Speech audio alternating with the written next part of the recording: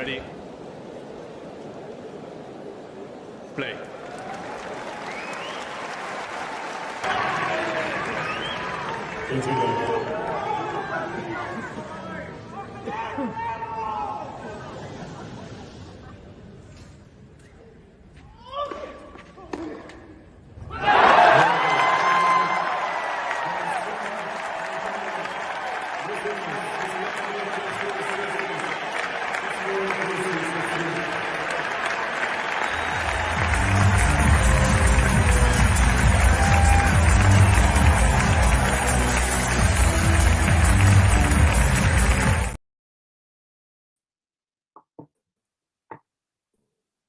Hello, guys.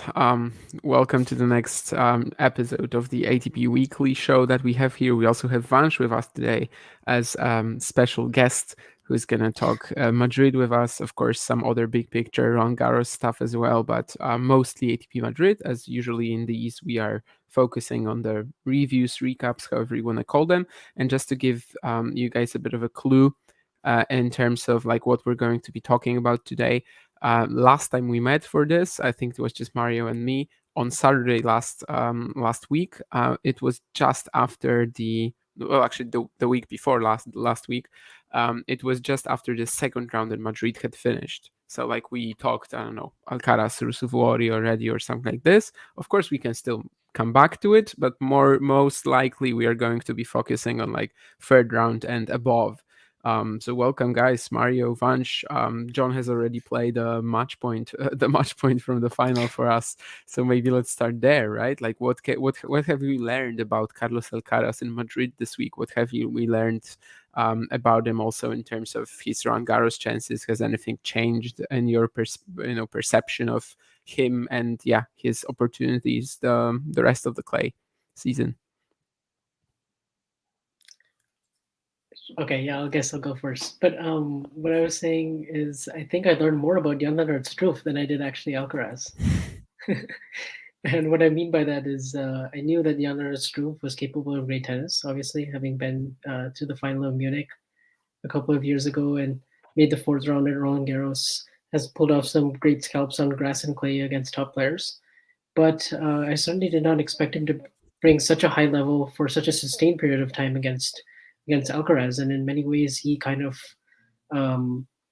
played a very good match, I would say, tactically, in terms of forcing Alcaraz to adjust and play the style of tennis that he needed to find a lot of different solutions, especially the first set, second set itself. Alcaraz never really felt comfortable until he got the break in the third, and so I felt like, but just in terms of Alcaraz, I think I still make him the favorite for Roland Garros until further notice, until we see sort of what Djokovic does in Rome. I think it's a more important week for Djokovic in Rome than it probably is for Alcaraz, because Alcaraz has proven that he's more or less a contender. Another question is just if there's someone else at the field that can stop him potentially, other than healthy Nadal, healthy Djokovic in Paris. Okay, now I don't know. Can you hear me, right? Okay. We can. No, well, I mean, it's really been, I think, a very entertaining final. Even because credits to also Struff, because he really played a very good final. Also after having had 2 very tough weeks, starting from qualifying, playing a lot of very long matches, and talking about him, it's really been an amazing week, and also I've been very happy to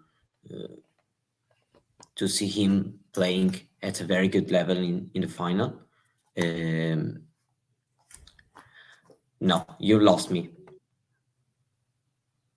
No, I mean we can still hear you if that's what you mean. No, it's just you. Okay, no, it's my issue. Okay, so no problem.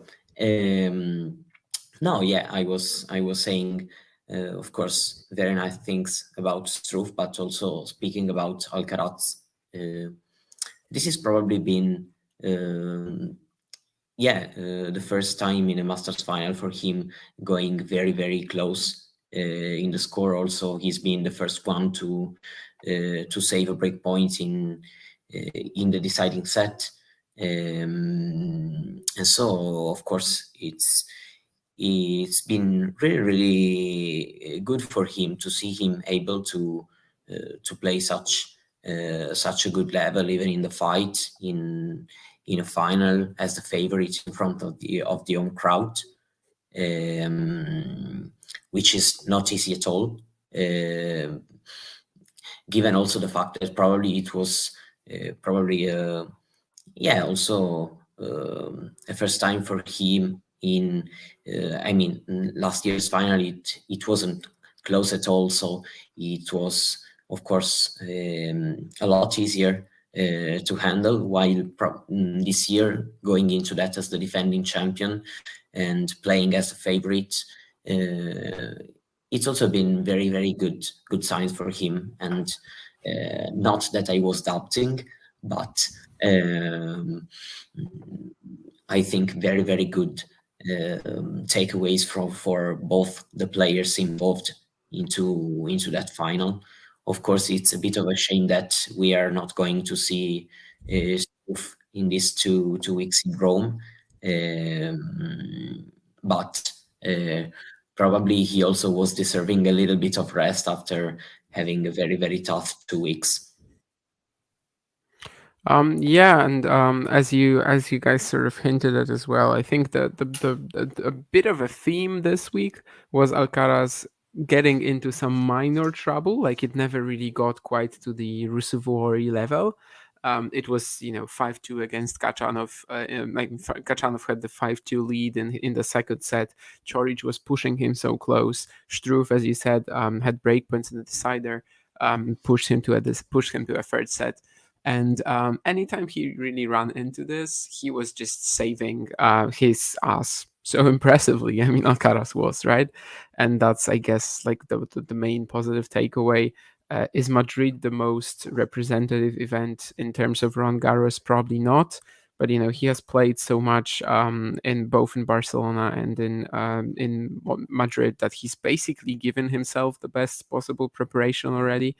What Vansh said earlier, I actually, like just an hour ago, I finished a Polish stream for something else, and I literally said like a very similar sentence there, and I was going on about it for like 5 minutes, that if like Alcaraz loses in the fourth round in Rome, nothing happens. Like, literally, there's no drawback. There's nothing really that changes in terms of his preparation whatsoever. If Djokovic would lose there, yeah, that's why that event is going to, the next one in Rome is going to be so much more important for Djokovic than it is for Alcaraz. And that's because Alcaraz won here. Of course, any of these breakpoints in the second set against Ruusuvuori go the other way. Maybe, Rome actually becomes a very, like a key event for Alcaraz if he goes out in the second round in Madrid. Right now, he's given himself like the, I guess the a bit of a caution. Just if I lose in Rome, whatever. Who cares? I mean, I've already won 2 huge events. Of course, that's not really how Carlos Alcaraz is going to think about it. He's way too competitive for that, and rightfully so.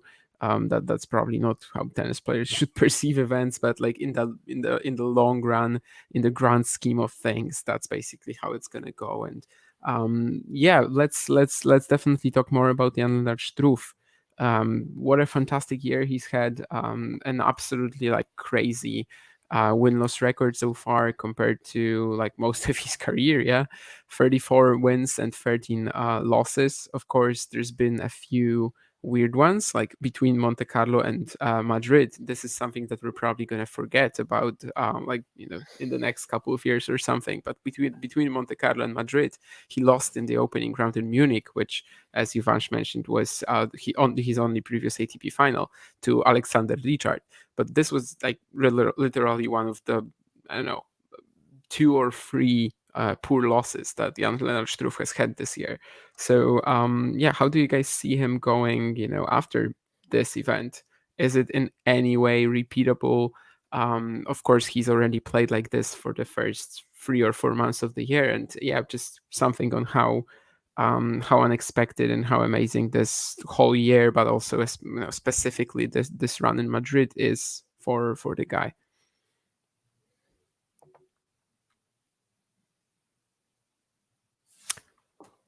Feel free to. It was muted, but Oh. it's for the rest of the field. I think that Jan-Lennard Struff is back inside the top 30. I think his career high ranking before this week was 29, and I believe now he's 27 or something. So I think that's quite representative, or 28 maybe. But he's definitely shown that he's capable of taking out a lot of top players. He has 12 top 10 wins in his career, and he's performed pretty well at Roland Garros before, made the second week a couple of years ago. So I think we should reasonably expect him to at least get to the third round at Roland Garros, and I like the slower conditions generally for him, because even though with his big aggressive return style and also his big serving and big ground strokes, I think the clay actually gives him a little bit more time, and he can crush balls and come in, and he's very formidable at net. There were times in Madrid where I felt like a lot of people pointed this out on Twitter, but he was volleying like Edberg or Sampras and some spectacular volleys and gets and shots like that at the net in Madrid in the final, and also the match against Tsitsipas. That was one of the more impressive matches I've seen from him, because it wasn't as if Tsitsipas played badly. I felt like Struff just really rose his level and came up with aggressive returns in the first set tiebreak, and then got the crucial break in the third set. And I think it was a very much well-deserved week, and he made very good use of that lucky loser spot to Karatsev, and ended up getting revenge. But I mean, generally, maybe it is possible we saw him overperform this week, given that it is Madrid and altitude clay, and his previous final did come in altitude as well in Munich. But I think he has shown that he's capable of a consistent top 30-40 level, and I think last year was more or less an outlier with the injury that he sustained in Miami, and then couldn't really play the rest of the clay court season, which I think clay is his best surface. So. Yeah, no, I totally agree. But also, I have to say that he proved to, I think, to be able to play very good tennis, basically more or less everywhere. Because even in the grass month, I think that he can do really well. He had some very big wins, even on that surface, and. Yeah, I think that of course this can really be now a part of the season in which he can try to to earn a little more from his wins, because when you win a lot on for example on the challenger level, for example, it's of course you earn a lot of you earn ranking points and positions in the ranking and all these things, but then if you are able to build your consistency and your confidence, and your tennis level grows up, and suddenly you are in a Masters final, and I think that he also is able to I think to try to have some also other solid results in the next events, really no doubt. So yeah, I think that, as you said before, it's a really good news for the other player that is now back in the top 30, and so in the seeded in the seeding for example the Grand Slams or this now 2 weeks Masters events, for example. So yeah, I of course totally deserved also a very, very good final, gifted to you all from both players and also from him. And so yeah, very, very nice opinion. Nothing wrong to say. Yeah, we lost your camera, Mario, but the sound was still fine. So Yeah. I have to say that I'm finding my connection a little bit unstable because I'm in Rome Okay. right now, and I'm using the hotspot of of my phone because it's like the only way I can No, but connect to we the can internet. hear you But very if well. you, So that's okay. it doesn't seem like there are any sound issues. Yeah, I mean, for me, like Struff, basically, we're just in the beginning, at the beginning of May, and this is already the best season of his career, right? Like whatever he does from here, he might lose the next 20 matches. I don't really care. I mean, okay, if he lost the next 20 matches, maybe then we can start the discussion. But like whatever he does from here, if he just continues to just maybe get some wins here and there, still the best season of his career. And I think Mario talked about it earlier, where he said that there were so many long matches along the way for Struff. Every time, like before he played Karatsev, before he played Alcaraz, you would think that it's impossible for him to just keep going like this, and yet he somehow did it. He didn't really feel fatigued in the final either. Just visually, as from the spectator's perspective, from the viewer's perspective. So especially mentally too, the way he performed in the final, which was I remember on Twitter there was a bit of a discussion before this one where someone criticized, I think it was Daniela Hantuchova. I think it was Jake actually, who's sometimes on the chat here as well. I don't know if he's here today, but he was pointing out that Daniela Hantuchova was saying before the match that Struff has nothing to lose, which I think is like completely the other way around. Like the guy had everything to lose there. This is the biggest chance of his career. This is perhaps the last one. You never know, but at 33 years of age, you kind of have to think in these categories. And this is, of course, the biggest final of his career, the biggest match of his career. So he basically has everything to lose. But he didn't really play like that. He played exactly as in the previous rounds. He was he tried to take the racket out of Alcaraz's hands. It almost worked. So I think especially for someone who maybe had a bit of a history of not maybe performing when being close to an ATP Tour title. He's only been in 2 finals, but he's been in many semifinals, and like that wasn't really a stage he had done well at. Of course, this is such a big storyline as well that Jan-Lennard Struff doesn't have an ATP Tour title, right? Like that's something that he has been asked about countless times.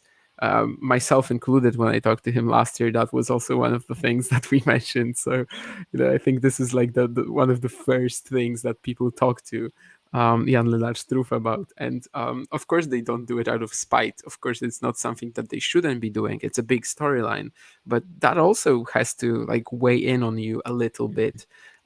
Going into the biggest match of your career, and yet somehow Struff handled this perfectly, and that was quite amazing. I think John said earlier somewhere in the comments that I now lost, that if not for Struff, he would have felt, he would have considered like the Madrid Masters a little bit dull, which I think for a lot of people was like that.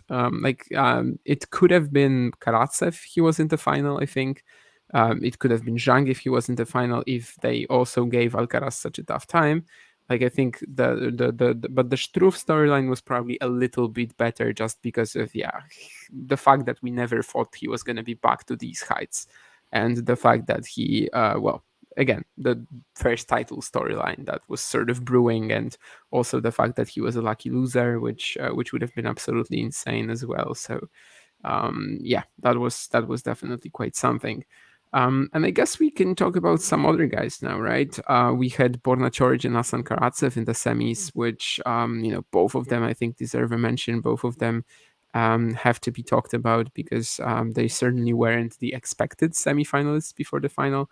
Maybe I'll let you guys choose to who you want to talk about. Maybe you want to mention both at the same time.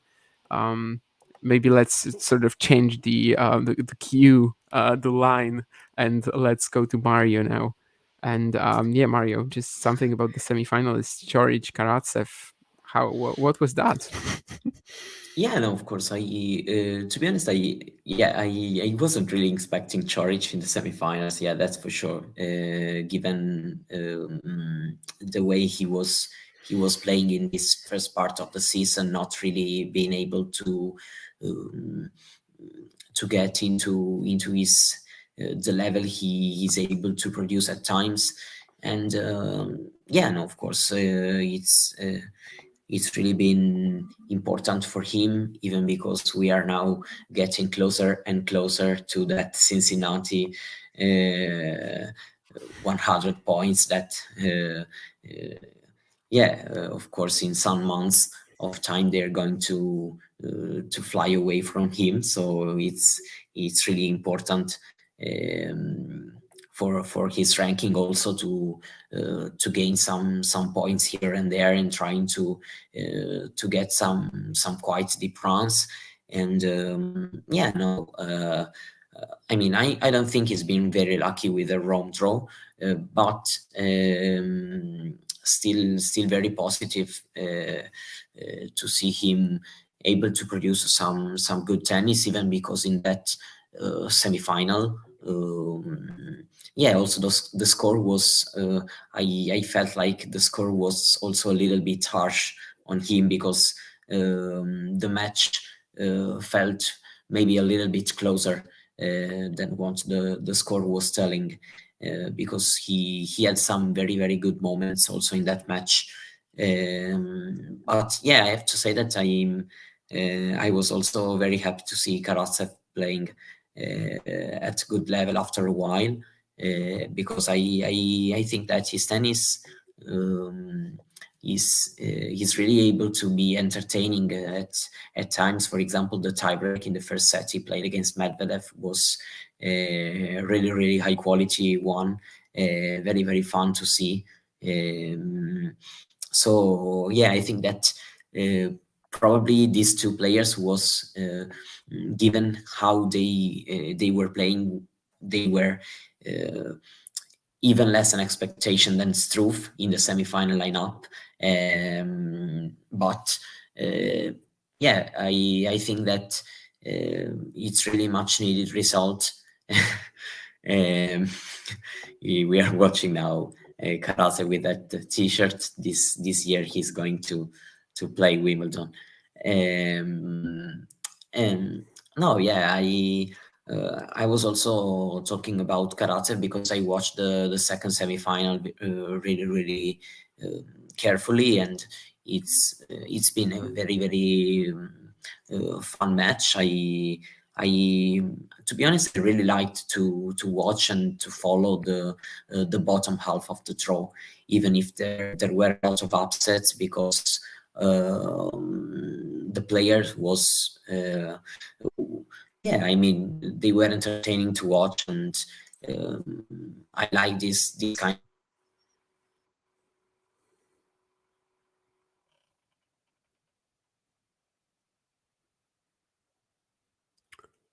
Now we probably lost you, or is it me? I don't know. I think I think we now lost Mario. So yeah, I think he was coming close to the end of his sentence anyway. So maybe Vansh, you can just take over. Yeah, no, everything Mario said about Karatsev, I think it was just great to see him back playing at this level. I mean, he was outside the top 120 before this week, and obviously we all remember the Karatsev that we saw from the Challengers August 2020 all the way till basically Belgrade of the following year. I mean, he was able to sustain that level for a pretty long time, and then had won a title in Moscow and then Sydney as well. And then since then, I mean, last year he had a terrible record on the tour. He just wasn't winning many matches, and he had some things going on, I think, in his personal life that he hinted at in Madrid after one of his press conferences. But it's a little bit crazy. It was a little bit of a crazy fall, I would say. I certainly felt like this week he did a lot better job with his footwork. He was a lot more disciplined, I think, in his shot selection, not trying to always paint the lines, and he was making those little adjustment steps, just getting around the ball, centering his feet a little bit better, just showing as much patience as you can on a Karatsev scale, I guess, and hitting to some bigger targets rather than just straight up trying to hit winners and go for lines right off the first shot. So, and I also thought he was serving really well, and the conditions definitely helped him, even though the ball can be quite tough to control. He was very good in the Medvedev match, had positive winners to errors ratio for most of the week and most of the matches that he played, particularly against de Minaur and Medvedev. And he really had no trouble closing out those matches. And I think the leg issue kind of caught up to him in the semifinal, because he won the first set against Struff, a player that he had beaten in qualifying, and then he had a very thick strapping on his left thigh, and it was clear in the third set that he wasn't going to be able to move the way he probably needed to in the corners to win that match. But it's great to see him sort of back in more or less the fringes of the top 50, and I think he can maybe build on it. I'm not sure if this form will last 2 weeks, 10 weeks. Maybe this was an outlier week, but he's just kind of a wild card, and he doesn't give away much in terms of his. It's not the most expressive guy after matches, so you don't really get a huge feel for what what are the reasons for his decline or success, and he's just more or less a wild card. I wonder how he's going to do in the slams, best of 5 sets. But now he has a pretty good resume, I guess. He's not even 30 yet, so he can definitely have many more glimpses of success like this. And for Coric, this was much needed after Cincinnati, like Mario was mentioning. I mean, I think I was on this a couple of weeks ago after Munich, and I was getting pretty worried about his ranking, and he was outside the top 90 in the race, and now he's back in the top 25. So I think weeks like this, I think we should just come to expect from Borna, and it seems to be happening on a lot of the faster conditions as Mario is back. It seems to be happening on all of his success in the last 3 years has been like Halle, Shanghai, Cincinnati, pretty fast conditions. Indian Wells is like the ball moves fast through the air, pretty slow, but it's it's one of those events. And then Madrid, I think he did pretty well to beat Hurkacz. That was a tight first set, and once he got out of that, I think it gave him a lot of confidence. And then the match against Fokina was really where might have been the match of the week actually in Madrid. That was really high quality from both, over 3.5 hours. And yeah, Coric, I think is gonna have 2 or 3 weeks like this every season basically, and keep himself in the top 20. I remember him mentioning at the end of last season that the shoulder. Remember there was that crazy week in Cincinnati, and also when he won the Challenger, that he was just serving like crazy, hitting his forehand, going after it, and that's when he's very dangerous. But he said that there's some weeks where, because he's managing the injury and it's more of a long-term thing, he's not going to be able to do that every week, just because some weeks the pain is worse than others. But when he is in, I mean, he's really, really tough to beat and very talented, because his backhand is one of the best in the game, and the way he can change directions with it and go down the line. And he obviously was going after his forehand quite well. That was maybe the difference in the Alcaraz matches. Coric just wasn't finding enough finishes on his forehand, and Alcaraz was actually playing quite smart, hitting it deep down the middle, and not giving Carlos many angles to work with, and that really frustrated Coric in the end. But I agree with Mario; the scoreline was a lot closer than what the scoreline actually suggested. So yeah, pretty good week for both. Yeah, that's what I meant earlier when I said that like Carlos fell into some trouble in that match, even though just scoreline wise it might not seem like that. It also wasn't developing in a way where you'd think that he was falling into trouble, but just on how this match looked and actually on the court was certainly quite insane in that regard. And he pushed Alcaraz very close. I do agree that the best version of Coric is when his serve is firing. So Madrid, great for that, and definitely when he can generate some pace on the forehand, which before the shoulder injury, I think he was actually much worse at than he is now. But as you said, it's like it's not lasting the whole month, the whole swing. It's only really been a few events. That Challenger he won in Italy in June, Parma I think it was, or something like this, and then of course Cincinnati, Vienna was also great, but maybe mostly based on his serve. And some of the tournaments that he played this year, definitely a lot of disappointing losses. So this really goes a long way into securing his life on the ATP Tour after Cincinnati points drop, because we're assuming that he's not going to win it, but maybe he is actually. And Karatsev was something as well. We thought that he was probably going to be down to the Challenger Tour again, this year. As it turns out, I think he only played one match in Sanremo against Kimmer Kopejans, which he lost in 3 sets. But looks like he's actually going to secure also his his existence at the top level with this quarterfinal.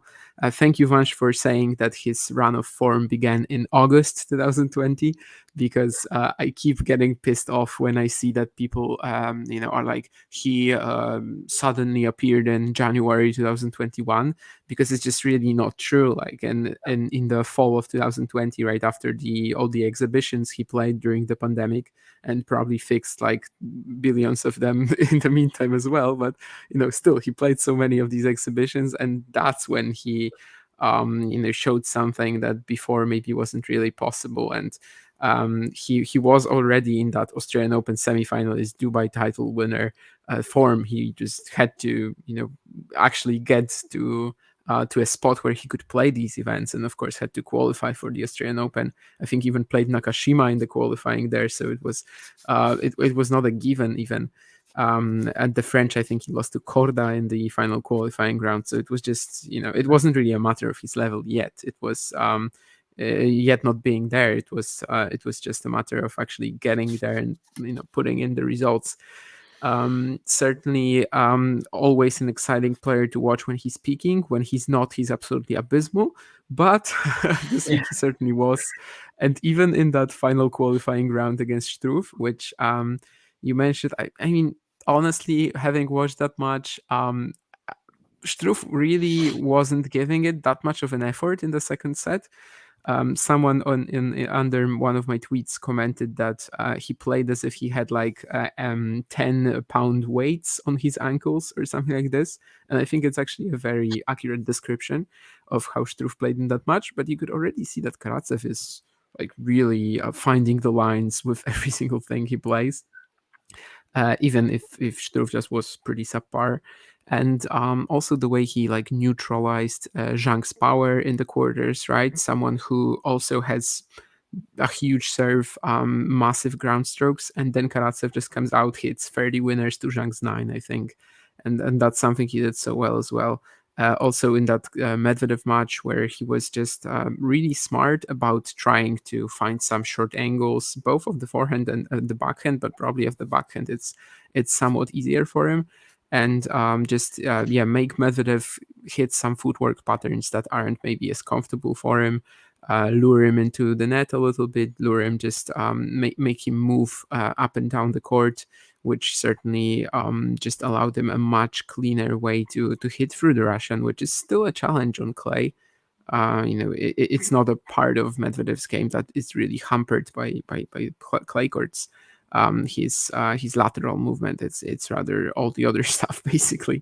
But yeah, absolutely huge for both guys. Probably more repeatable for Chorich, but we shall see. Again, I'm not really sure what I wanted to say. But I was going to ask you a question, Damian. Have you ever seen a player like Karatsev, like who's so hard to sort of figure out, like when is he going to play his best tennis and where? Well, there's a lot of these guys, right? I mean, like Basilashvili, for example. Yeah, like mostly these guys who have just play styles that are so hit or miss, that when they peak, they can just have insane ceilings, but when they don't, they can go for like half a year without winning anything. Maybe a very a little less high profile example would be Andrea Pellegrino, who for the past 3 seasons is basically just having like 1 or 2 weeks a year when he just randomly peaks, wins the Challenger, is like the cleanest ball striker you've ever seen, and then can lose 10 matches in a row. And like he's been doing that in 2021, 2022, basically on a regular basis, and you can never really expect it. He is 100% a top 100 player when he when he has that one of his peaks. But at the same time, just terrible lulls, terrible streaks, poor patches, and you cannot really explain it. You cannot really predict it. You can feel it in your guts, like I feel like a good Andrea Pellegrino week is coming, but then it's probably just a gut feeling, and it's never really based on any logic. And it's the same with Basilashvili and Karatsev. Yeah, I even think. today's match about Pellegrino. Oh yeah, it was like 6-3, love 6 and 6-3. Then again, yeah, against Brancaccio in the qualifying funny round, in enough- the first qualifying round for Rome. Yeah, Funny enough, Karatsev, like 2021 to 2023, is kind of reminds me a little bit of like Janovic, 2012, 2013, where he just like he made the Wimbledon semifinal, and then there was that quarterfinal between him and Kubot. I want to say it was like it was the quarters, 2013. Yeah. It was like Yeah. when the draw like really opened up, and then he had that insane run to the Paris Masters final, where he beat Andy Murray and he saved those match points, and then he beat like Cilic, and he got to and then eventually like Ferrer took him out in the final, and then he sort of like peaked at like 14 in the world, and Karatsev is also like career high is 14, and I don't know why there's just some weird parallels between the two of them. But Janovic was never able to actually win a title, and then like he had several years off the tour, and then like yeah, of course, yeah, like 5 years already. Like if you count them together, I guess, right? The whole breaks that he's had, right? So, but strange. I don't know. Yeah, maybe there is a parallel there. I mean, in 2012, I think his results were definitely like you could kind of predict them, but of course Karatsev also had that period, right, where you could actually rely on him going deep. And Janovic's Paris run was also like preceded by some very strong challenger results, Wimbledon third round as well. That year, I think he won like 3 challengers on clay, maybe, but something like that.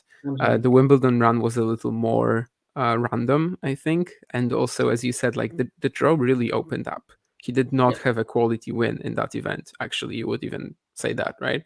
Like he just did not beat a quality player in that event. Of course, he was very close to beating Murray, which would have changed the landscape of this completely, but he really didn't. So yeah, since then it was definitely quite random. And as you said, he never won an ATP title.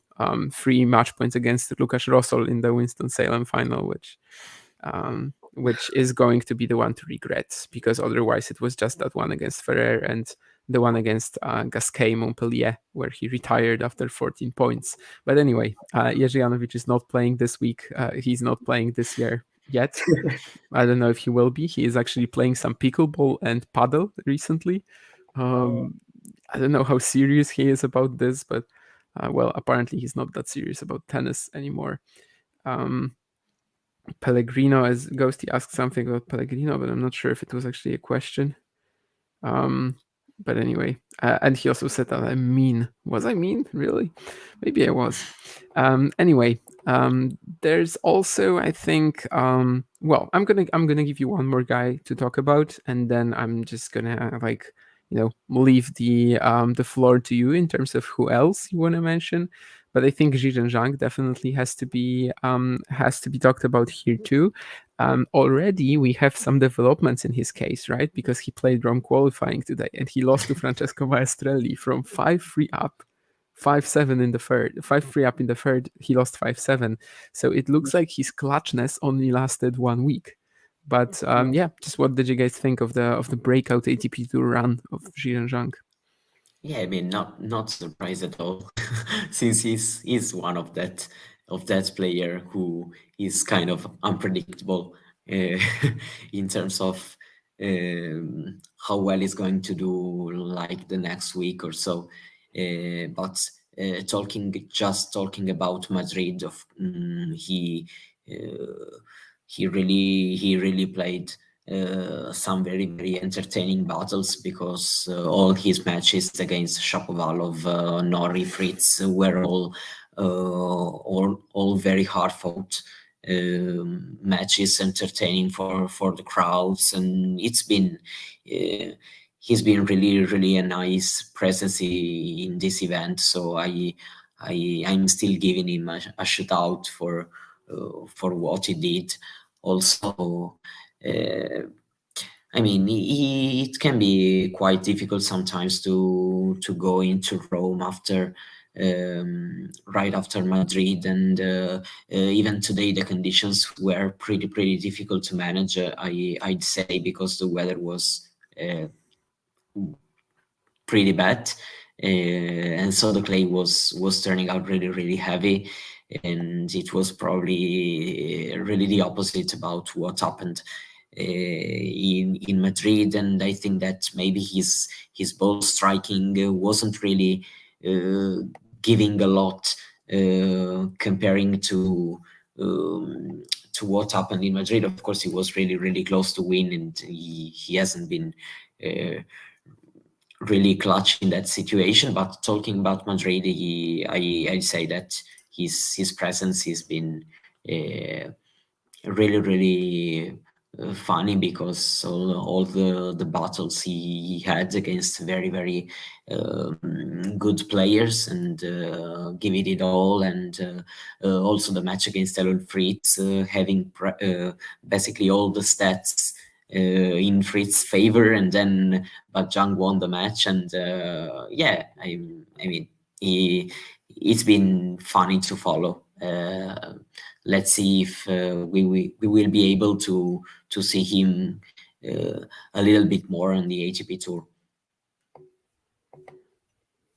Yeah, I was impressed by his ability to redirect pace so effortlessly. He reminded me almost a little bit of Yibing Wu in Dallas, how he was coming up with these insane redirects off of Fritz's powerful ground strokes, and just trading forehands with him, and then going down the line, and just like some insane rally tolerance as well, like 20+ shot rallies against Fritz. And there were many occasions where I felt like Fritz should have come forward and finished at the net, but that's not really one of his strengths, as we know. And then because of that, he got sucked into this really long, grueling physical battle with Zhang, who was prepared to go the distance and saved all those match points and did like just extremely well from the baseline. And he seemed to really enjoy the pace that he was getting from these big hitters, particularly even against the lefties. He was doing really well in the tie breaks, just jumping on them and then getting leads, and yeah, just really played the big points really well. And you could see that Nori and Shapovalov and even Fritz were just tight at some points, because they just felt the pressure, and they felt like, I think Fritz went into that match thinking, I'm definitely winning this. And then yeah, I mean, he went up a set and a break, and it was 6-3, 4-3, 40 love at one point. And then from then on, I think Zhang just connected on 2 or 3 amazing returns and hit this one incredible forehand winner, and then they went to this tiebreak, and then Zhang was able to level it quite comfortably. But then in the third set, that was really when it was very entertaining, when Fritz had those 3 match points and couldn't quite close it out. But Zhang has shown that he can, I definitely think he can do pretty well indoors. I'm curious to see when we go indoors, or when we go to some more faster surfaces. I think he can do quite a lot of damage, because he does have some tools from the baseline that can make him pretty dangerous against a lot of top players. But interestingly, he actually hates playing indoors. Really? Yeah, I talked to him about it last year a couple of times. Once in Braunschweig, and then in Poland in Kozerki, and he really says that indoors is not a good choice for him. He keeps losing there. I kind of think it makes sense. He just likes when the ball sits up for him. He can hit through anything anyway. If the surface is slow and the ball just sits up, he's gonna blast through it. He has unbelievably clean technique, and of course just insane amounts of raw power. Especially if you compare him to most Asians, right? Just the physicality is just absurd. The huge serve and just the sort of towering presence that he has on the court. This run was just so wild to me, because this was literally the opposite of what he had been doing this year, right? He was literally losing everything in tight matches, or from a set and a breakup. He had this streak at the beginning of the year when he played Kola, Strungeliti, and Miller. So not really ATP Tour players, right?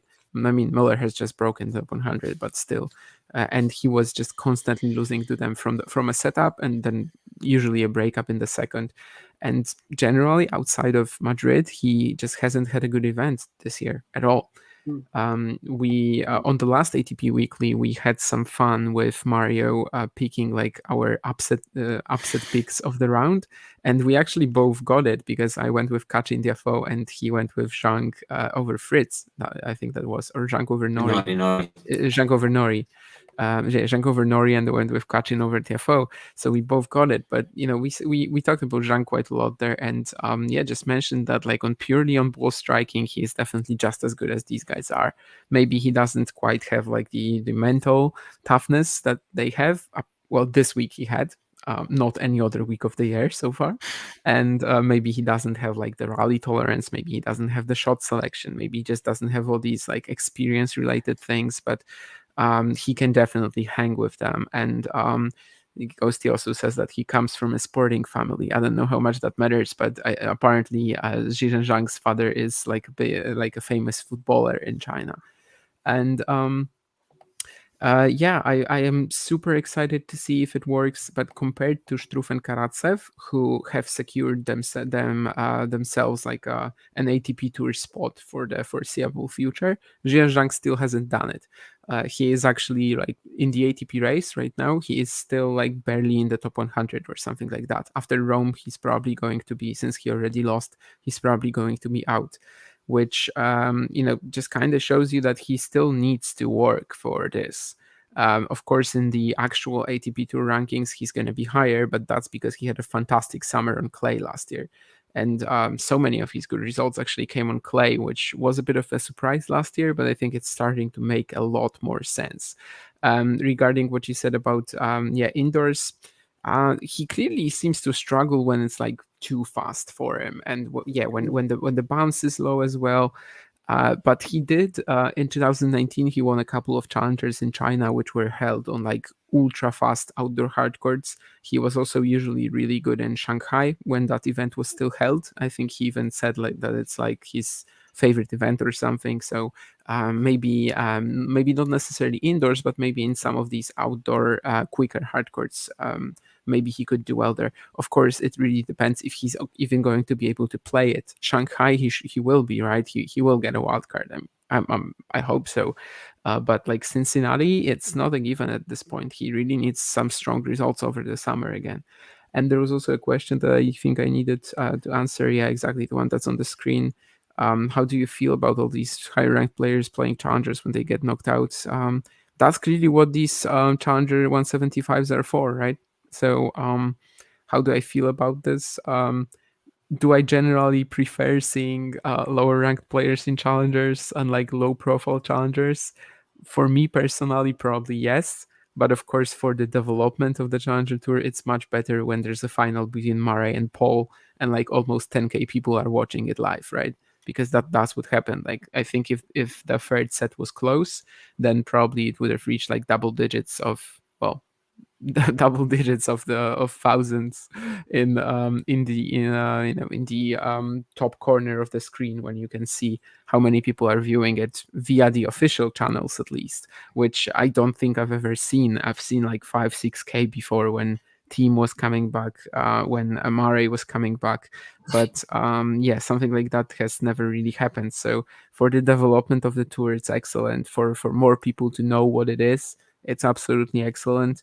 And I think even the ATP was probably hoping for more players like Tommy Paul, for more players who are going to lose early in Rome, Madrid, and then, or Indian Wells, and then are going to decide to play it. Because especially what shows me that, I think, is the fact that we had 2 175s, and we also have 2 175s in Rome, in the second week of Rome, in Bordeaux and Turin. So that kind of shows me that the ATP, I think, was hoping for even more. And also with the fact that these European 175s have a 28-player draw. Phoenix had just regular 32. So I think they were really hoping that there was going to be more Tommy Pauls in there.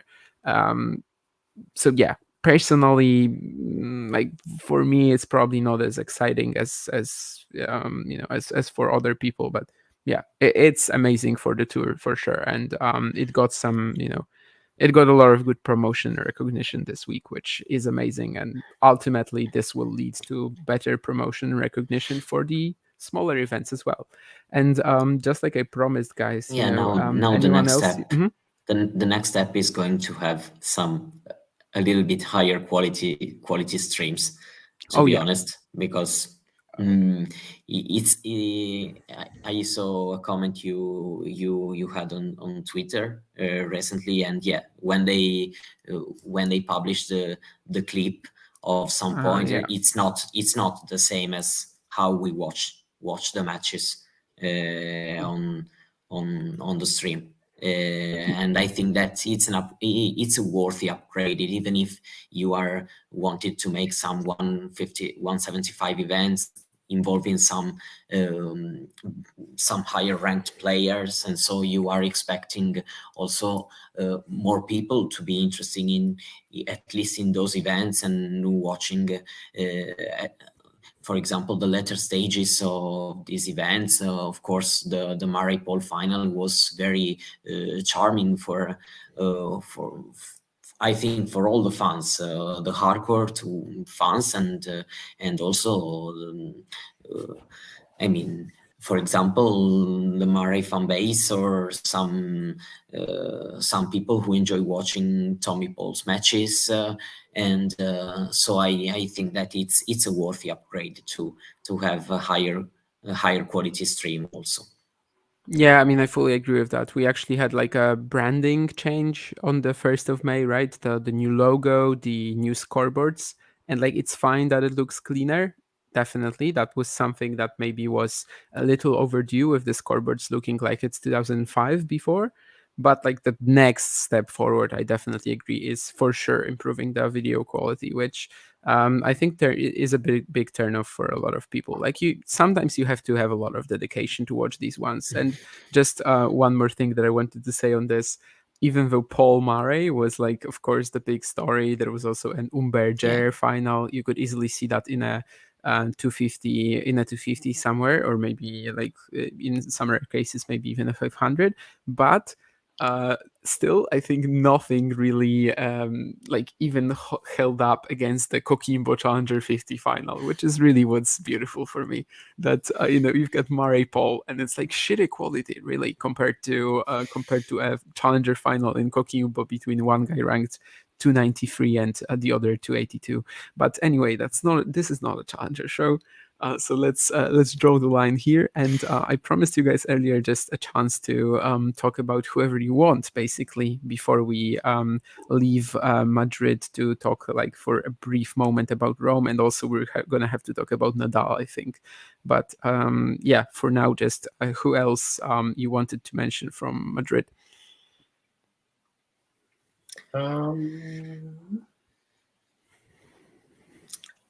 Khachanov had a good week. Winning the doubles, as well as beating Rublev in the 4th round, and then decently close match against Carlos. A couple of chances to go up 5-1 in the 2nd set on Carlos, and then so I felt like he held up a pretty good fight, and he's in the top 10 in the race, and he's put together some good results now since the US Open. Obviously, the 2 semifinals of the majors, and then semifinal in Miami, which Medvedev to 3 sets there, and then now quarterfinal here. So he's really starting to become a much more consistent force in the top 15. But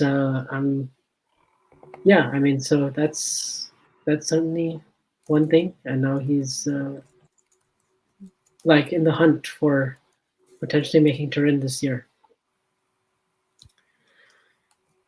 Yeah, and of course, in the final. No, yeah, I wanted to mention also that Tsitsipas is now starting needed more and more of some good runs, because even, for example, in the Rome draw, we saw that you are the number 5 seed, and yeah, you can suddenly end in the Alcaraz quarter, for example, as it happened in Rome. And after the Australian Open final, for different reason, he hasn't been really solid and consistent, and so I'm interested to see how he's going to do in Rome, since we know that he's able to play really well in all the clay court big events, and I think that he's one of the players that needs to show up even better in these 2 weeks if he wants to build some momentum for the Roland Garros in a slam in which he can have some kind of opportunity to gain some points, given that last year he was out in round 4. But I think that he needs to step out from these 2 weeks in. I think he's still fourth in the ATP race, I guess, right? Of course, like half of these points are the Australian Open final, but I guess that they do give him quite a lot of comfort. There's a question from Sean, which I guess we could answer. Will Zverev game evolve? I feel he has too much in the comfort zone, camping on the baseline. Maybe if he shortened up his forehand backswing. And just before I let you guys talk about it, of course, Zverev was in the fourth round this week, beat Carballes Baena in a very contentious match, then absolutely crashed Hugo Grenier, who like kind of had it coming after a few wins where his opponents were just sort of gifting it to him, and then was just dismantled by Alcaraz so easily in the fourth round. So what would you say to Sean there?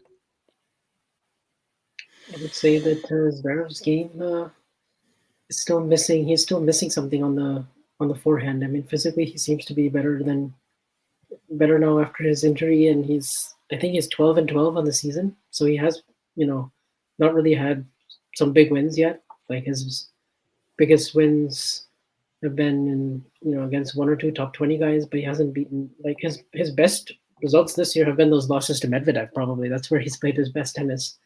Hasn't come up with a win in the end, but maybe this week is like a chance for him to do better, I guess. But I think we'll be telling when he plays, for example, like Hurkacz, because those two guys struggle a little bit on their forehands.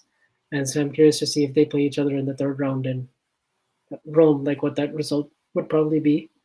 But I don't know if he needs to shorten up his forehand backswing. I think on the clay, he's most effective when he goes after the forehand, hits it really big with confidence, and then comes forward.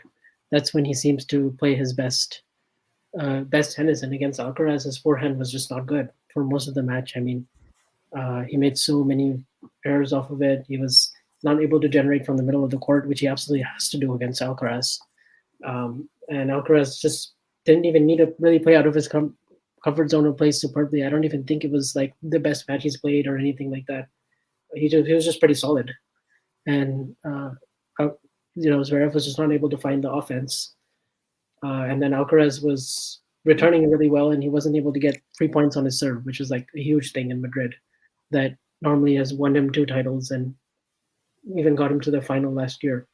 And then now his ranking is outside the top 20 as well. And I think him and Struff are like around the same ranking, like 26, 27 in the race. And maybe like just they're both outside the top 20 now in the rankings. So like, yeah, this feels like as far as his like ranking and everything is concerned, like these 2 weeks are probably bigger for him because he has those semifinal points to defend and then Rome semifinals as well last year. So yeah. Yeah, and No, of like course, for I me, agree. for me, it's just definitely like more of a mental issue than an actual forehand technique issue than compared to you mentioned Hurkacz. So I think Hurkacz has both the forehand and the mental issue when it comes to hitting his forehand. For Zverev, it's like more on the mental side for me. So I wouldn't say there's really much that needs to be done there. He just has always sort of struggled being confident in it, really. And let's maybe move on from Madrid then and just talk about at first we do need to talk about, because I think it happened this week, where Rafael Nadal withdrew out of Rome. So that's something we have not talked about yet. It feels like on every single ATP Weekly show there's a new Rafael Nadal withdrawal that we keep mentioning. But yeah, how do you guys feel about this? Nadal entering Roland Garros with no warm-up on clay and only 2 matches this year against Jack Draper and Mackenzie McDonald? Yeah, it's pretty Yeah, he had unprecedented. some. United matches Cup as well. in the United Cup United as well. Cup. Yeah. So with basically with only one win in the year, it's really difficult to say, because of course we see something here and there, some content he shares to stay in contact with the fans, but it's we clearly don't really know how well he's progressing. I to be honest, I also feel like I don't really know how to trust, for example, Moya when he talks. So it's really a tricky situation, and it's really difficult to make some kind of prediction. Of course, I think that given what Roland Garros means to him, also at this particular stage of his career, getting older, I think that he would love to be there. I think even with no matches at all on clay, because the opportunities are not so high anymore to play these events in which he made the history of tennis. And but of course we need to find out how his recovery is progressing, because he's training, but it's not enough to say, and it's really tricky to try to make some kind of prediction about his schedule. It doesn't happen since 2001 that he hasn't played a clay match at all professional tennis level before Roland Garros. So it seems like a catastrophic event, and I really don't know, because I'm not in the position to even to trust what it's been said by his team and the people around him, because I think there are also a lot of I would say press games, because so it's really difficult. I really don't know I struggle to say if he's going to be there in Paris or not, even if I believe that he would love to be there, even with no matches played on clay. I think I'll believe that Nadal is going to be playing the French Open when he's actually playing his first round. Until then, I really can't say, to be honest, because it's like, as Mario said, it's like so unprecedented that he's ever been. Like, he hasn't played a Rome since 2000. He hasn't missed Rome since 2004, and he hasn't played any bit of play since the French since 2001. But but like he first played the French in 2005, right? So no. Oh, I mean, like, but till this point in the year, I guess. Yeah, I know. Yeah, I just found this stat funny around the when I saw it on Twitter. Well, I think it's a little misleading, but yeah. Yeah, but like, I mean, yeah, like, and then also like what his draw will be like. Maybe he could use the first 2 rounds to work his way into form, and then he doesn't need a whole lot of reps these days in terms of match play. I mean, the last 3 or 4 years, it's not like he's dominated the Masters events leading up to the French. The last year he did that was 2018. I mean, since 2019, he's won Roland Garros 3 times, and he's won Rome twice, I guess, 2019 and 2021. But I mean, even in those situations, he had at least 5 matches going in last year, and at least he had the confidence from winning Australia and winning Acapulco, and like starting the season on a 20-match win streak. So it's kind of tough to know, and I also wonder if he'll actually like play it if he knows that he is like not ready to win the thing? Like, is he actually going to enter and play it, or is he going to look at it more as like a lead in to potentially playing the grass and being like healthy enough to play Wimbledon? Because maybe in several years gone by, he hasn't had the preparation and confidence coming into Wimbledon because he's gone so deep at Roland Garros that it's not as much of a priority. I mean, is it even a priority at this point? And how does he view the French Open? Does he view it as like, I don't know if I'm going to be back here, so I might as well just do everything I can to play, even if it means I lose before the quarters? Or does he actually really believe that he can win the French Open? And I guess maybe the only positive from his statement was that his treatment is progressing in the right direction. But I don't know if that's enough. Like, hopefully, like he started training, because if he hasn't started training now, then it's like, we're approaching 20 days till the main draw starts. So it's really difficult to know because it's not like, we haven't. I think there's been some photos or something of him training, right? Like someone was in the academy. Yeah, so like he is training, but of course we don't really know to which extent.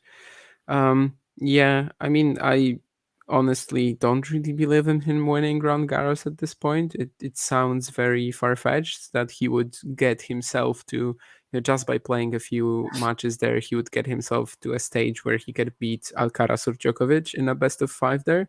Sounds really, yeah, just almost impossible right now. Oh, yeah. Do you think he's the type of player that would go in knowing that and play it anyway, or would he? It's the most important event, so that kind of changes it all, right? Like if it was Wimbledon, like he's not going to be looking at the grass season, I don't think. I don't think so either. Like that's not really going to be something that he's going to be he's going to have in mind, like I have to be prepared for that. No, like I guess if he doesn't play the French Open, then it kind of gives us the certainty that he's going to still be active until the next French Open at least, because I feel like that's where it would make the most sense to say goodbye, and like he needs to play it one more time. Like there's just no way I think that Nadal retires without just showing up at the French, unless he would like be really, really, really forced to, like, I don't know, Federer just playing that one Laver Cup match instead of even showing up in Basel, right? What about the Olympics next year? Held at Roland Garros. I don't know. It's tough to say. Like for me, it wouldn't be a priority at all, I think, in his position. Yeah, like he's already won it. In tennis, it's not that important anyway. Of course, if you're like just an individual athlete, Olympics can be huge for you either way. But like if you've already won it, I don't know. But yeah, it's all just guesswork really what we're doing here. And I kind of hope it's not like a Federer situation, where like he played that match against Sandgren in the 2020 Australian Open quarterfinal and struggled, and then was like, okay, I'm going to come back by Wimbledon, and then COVID happened, and then he was like, I'm going to come back in 2021 by the Australian Open, and then he kept sort of pushing his start date, and he's like, no, I'm not ready yet, not ready. And then we saw him play like 13 more matches, and then that was basically it. The Wimbledon quarterfinal against Hurkacz, that was the last official really match if you take out Laver Cup. So I hope this isn't the case with Rafa, and it's actually a more gradual end. Laver Cup 2023 retirement. Nadal playing Federer in doubles, playing with Federer in doubles. This time Nadal it's Nadal who's I don't know. retiring. It would be kind of sad if we look back at the Wimbledon win over Fritz, and then that becomes like the quarterfinal that Federer had with Sandgren. I hope that's not the case. Yeah, but I mean, he would end his career on a win, right? Or I guess so. No, or did he? Because he would. I mean, he wouldn't, right? Because he played after that, of course, the US Open and Cincy, and so he would actually end it on a 3-set loss to Mackenzie McDonald, which would be quite wild for sure. It would be like I don't know, Baghdatis ending Agassi's career. No, it was Benjamin Becker actually. Agassi beat Baghdatis, and Benjamin Becker ending Agassi's career. Yeah, anyway, let's maybe just for a brief moment, usually we're just going with the like recaps, reviews here, but of course we can also just for like 5 minutes maybe finish this off with just talking about who we think is winning Rome. Not maybe going that deep into it, but is it really just a question of Alcaraz or Djokovic? I don't know actually. Maybe Alcaraz might have a bit of a letdown this week, but I'm looking at his draw and I'm not really seeing too many Yeah. bombs. So that's the thing. His draw looks pretty decent. Tsitsipas in the quarters, but that's been a decent matchup for him right now. And Sinner, I'm looking at potentially a Sinner bounce back after missing Madrid. He has the crowd in Rome, so maybe hopefully we see Djokovic versus Sinner in the semis. And the big question mark is how is Djokovic really? Like how close to his best will we see Djokovic in Rome, because he hasn't ever lost before the quarterfinals and he's made the finals here 12 times and won it 6 times, and he's generally been like one of his most successful events. So I'm curious to see. And then I think Runa is in Djokovic's section, so I hope we get that match. Djokovic. Runa. Sorry, but I have to mention this. Djokovic lost in the qualifying in 2006 to Fanini, right? Yes. Okay, but I should have said since 2007. But I have to do it. It's not a dig at you. I actually didn't. By the know way, that yeah, he never Fanini lost plays before Murray that. in the first round, so that should be interesting.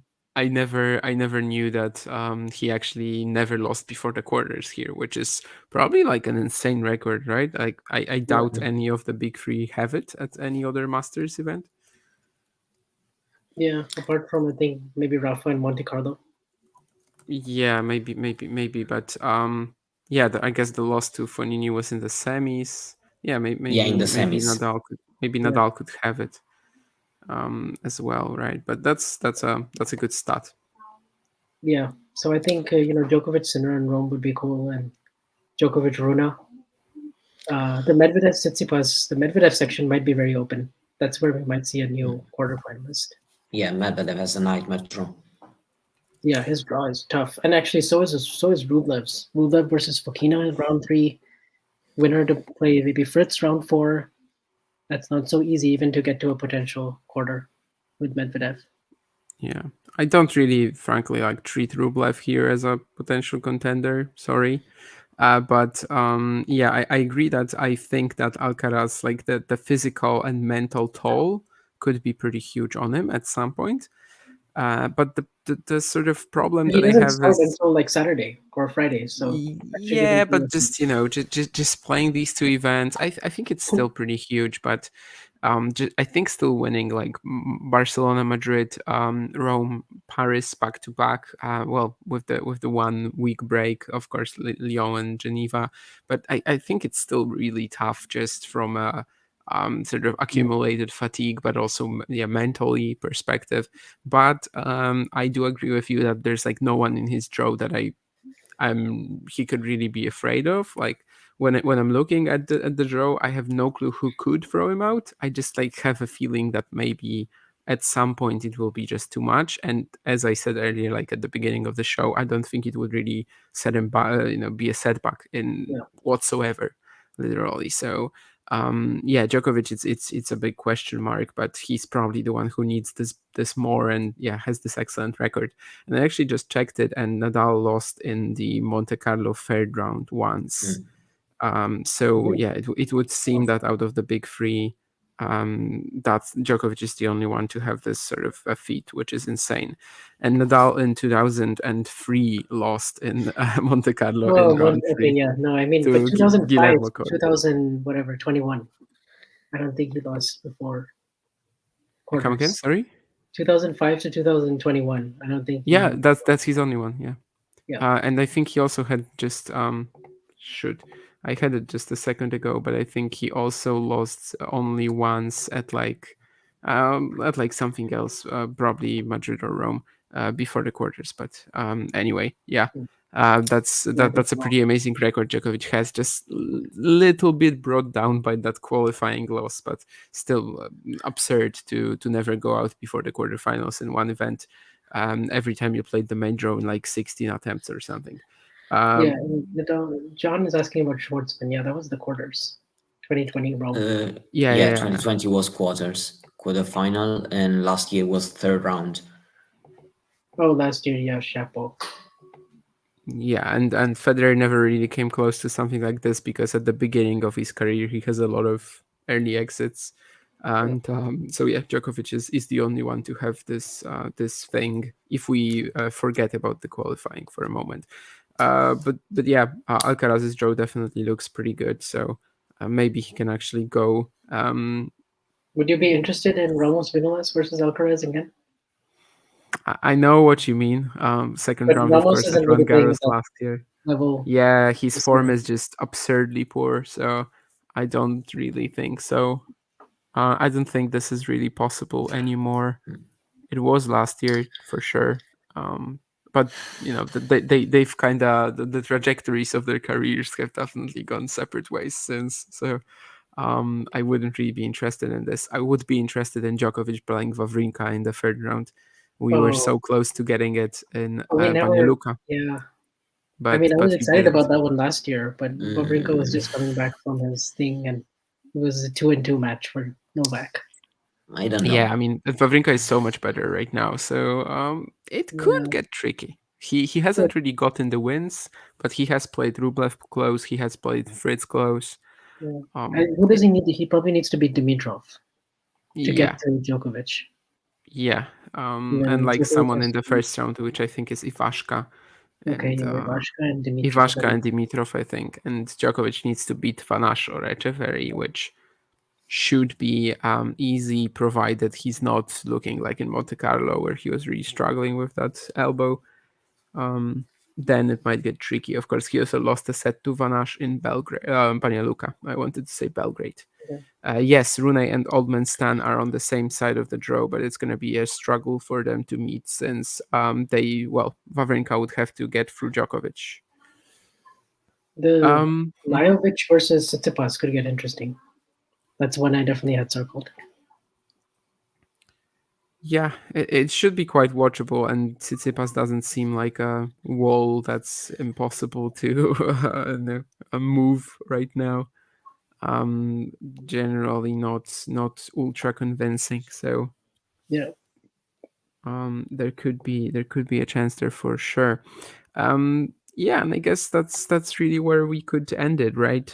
We've talked about Madrid, we've talked about all the best performers there, we've talked about the biggest news off court, which was probably Nadal withdrawing out of Rome. Any finishing thoughts, guys? Answering to John, I'm going to watch some qualifying matches and some training sessions. Chapeau, is he asking about what? Chapeau is quarterfinal round 4 when he played Nadal? Yeah, last year. Last year, but the round 4 didn't exist yet, right? So in Rome, so yeah. So it was round 3. Anyway, yeah. I guess that's it then, and we're gonna be back in a week to talk about the events of Rome as they're unfolding. We'll see how what day it is, because last time we actually did it on a Saturday, for example, when the full round 2 was done. But we're gonna figure this out later. Of course, subscribe both so we can get to 2000, but also so you can actually find out when the streams are and be prepared. Thanks for the activity in the chat as well, and of course, big thanks to the guys that were here today with. With me was Mario, who is always here, but also with Vansh, who was here with us. I see that I sort of took over as took over the hosting for some reason, and it kind of got to me in where I was thanking Mario for being here and etc. I mean, thank you, Mario, for being here, but of course you're the one of the main stars of this weekly show. So yeah. Anyway, yeah, I guess this is it for John to end this meeting, unless you guys have any last minute thing to say. I have 4 hours to sleep, so yeah, me too, because I want to watch Chung Uchiyama in Busan So yeah, I have an alarm clock set up for like 5 hours from here. So let's try to wake up, Mario, and Vansh probably isn't going to bed for like a couple more hours at least. It's like 4:30 here, so at least Yeah. another 7-8 hours for me. Exactly. So yeah, thanks again, and see you guys soon. So, yeah. If you enjoyed this video, make sure you hit that like button. Don't forget to subscribe and click that notification bell so you don't miss out on all things tennis.